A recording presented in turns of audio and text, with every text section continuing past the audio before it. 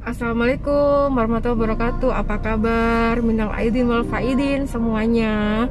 Nah, hari ini saya mau sharing tentang tata cara pengurusan klaim di Prudential. Nah, pengurusan klaim ini kan banyak ya, teman-teman.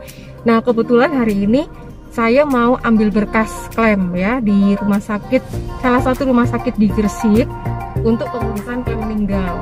Nah, yang pertama, teman-teman jangan lupa kalau mau urus klaimnya, teman-teman harus membawa form. Form ini adalah mengenai apa yang nanti akan diklaimkan. Kalau misalkan kita mau klaim sakit, ya kita harus bawa form keterangan dokter. Kemudian kalau misalkan meninggal, ya kita harus bawa keterangan dokter untuk meninggal, sebabnya apa.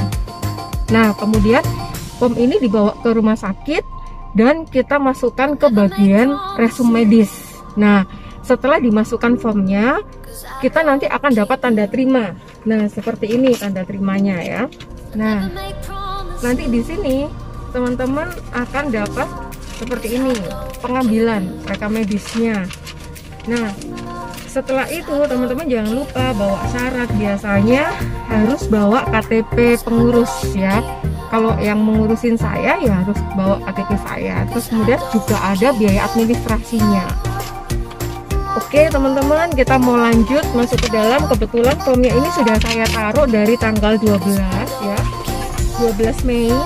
Harusnya sudah jadi Sabtu kemarin. Sabtu kemarin itu tanggal 22. Tapi kan karena memang masih menjelang lebaran cuti bersama ya, jadi hari ini saya ambil formnya. Oke, kita lanjut, kita akan masuk ke dalam rumah sakit. Setelah ini saya akan kembali review ya. Dah.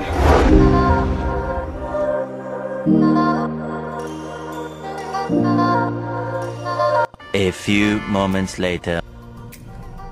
Oke guys, aku udah ambil berkas klaimnya ya. Sudah lengkap, saya sudah cek juga.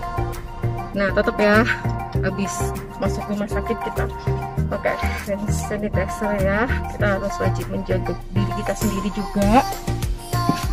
Tetap pakai masker ya. Nih, udah jadi ya untuk formnya ya.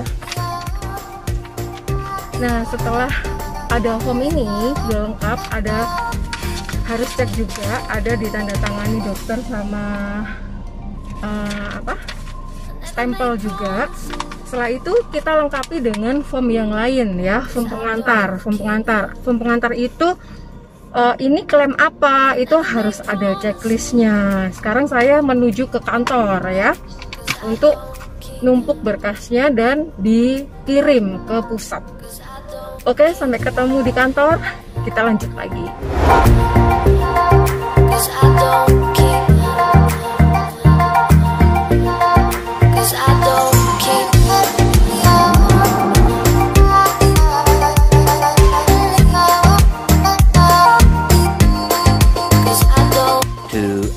Later. Nah, sekarang aku udah sampai di kantor ya, mau numpuk berkasnya. Kebetulan kemarin sebelum libur cuti bersama, aku udah masukin berkas pelaporannya termasuk form klaimnya dan dilengkapi sama yang lain-lain. Apa aja kelengkapannya? KTP pemegang polis, KTP tertanggung utama atau yang bersangkutan untuk klaimnya. Kemudian karena ini klaim meninggal, kita harus melengkapi KTP untuk saksi pada saat meninggal. Kemudian jika sudah menikah, kita lengkapi juga buku nikah.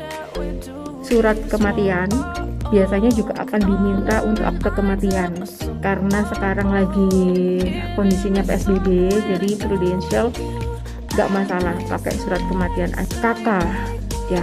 Udah, kalau itu semua lengkap kita masukin, terus kita nanti akan cek ketika nanti sudah masuk ke register date itu sudah masuk data untuk kematian, maka premi sudah nggak perlu dibayar lagi.